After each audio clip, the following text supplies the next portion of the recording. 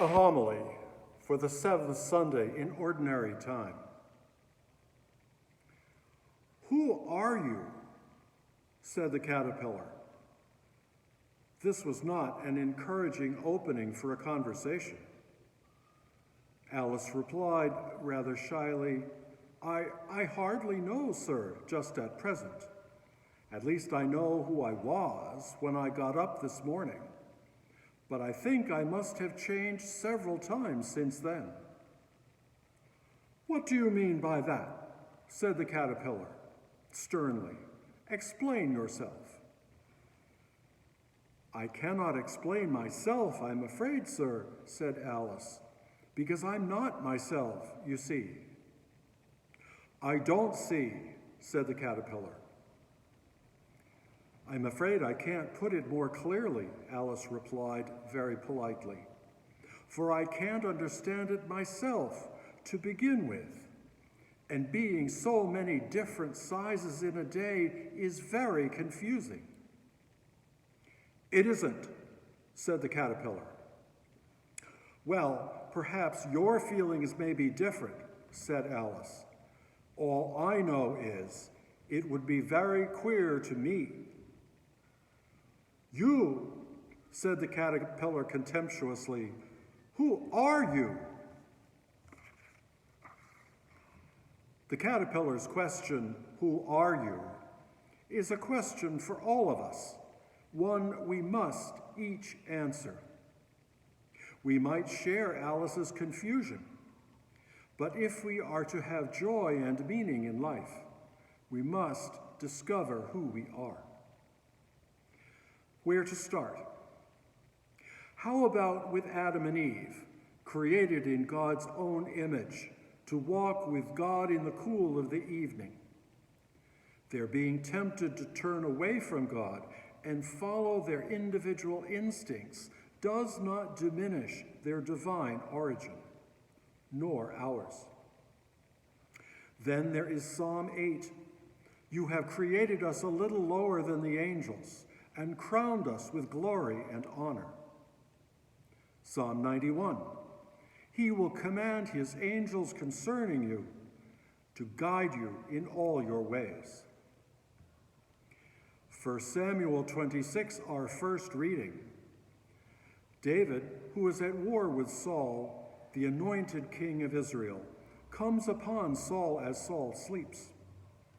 Though he could kill him, David says, "I would not harm the Lord's anointed." You and I are the Lord's anointed. In the baptismal rite, the priest anoints us with oil and says, "God, the Father of our Lord Jesus Christ, anoints you with the chrism of salvation. As Christ was anointed priest, prophet, and king, so may you live always as a member of his body." Do we believe this? Being anointed by Jesus to share his priesthood to serve people? That we should harm no one and no one should harm us? Our quest to answer the question, "Who am I?" can quickly become mired in contradiction and self-doubt, and we end up confused, just like Alice. Labels have been imposed on us in our hurtful histories, and they crucify us like insects skewered on a mounting board.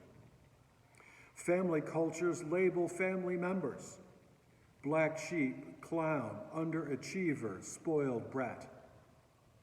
Social cultures impose labels like criminal, homeless, old, nerd, and others far worse. Church cultures make destructive labels from descriptors like gay, lesbian, divorced and remarried, Catholic politician, and others. So how can we free ourselves?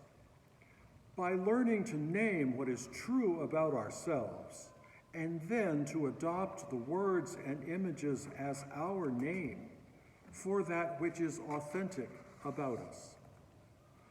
Naming is quite different from labeling. Jacob wrestled all night with an unknown figure. In the morning, the figure said to him, "You shall no longer be called Jacob, but Israel." The text continues, "And the figure blessed him. So Jacob called the place Peniel, meaning the face of God, saying, 'For I have seen God face to face, and yet my life is preserved.'" Jacob named the place Peniel to honor his experience of the divine. We must name our experiences in ways that honor who we are in all our particularity. In doing so, with God's grace, we build the mosaic that portrays who we really are, and then we show that mosaic to the world. At the same time, we slough off the old labels and their hurtful histories. This process requires time, effort, community, and God's love. The human person is kaleidoscopic in its complexity, and the process is harder than it looks. A man could say, "I am gay," such that the label is a condemnation.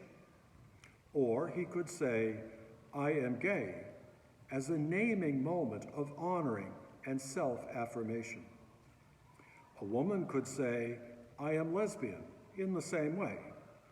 So too for all of us, for all of our qualities and characteristics. This naming process requires prayerful discernment of spirits to steer clear of evil and hold on to good.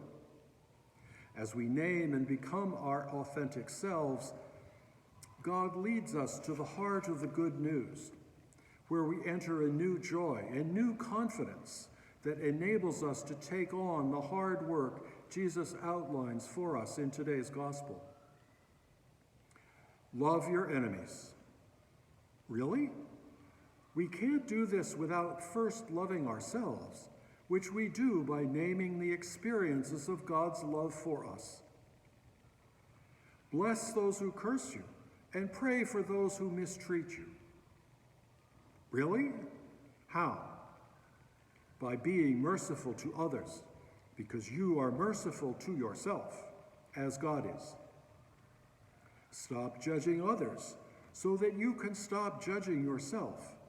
God does not judge you. Why should you? Stop condemning others, so that you can stop condemning yourself. God does not condemn you. Why would you?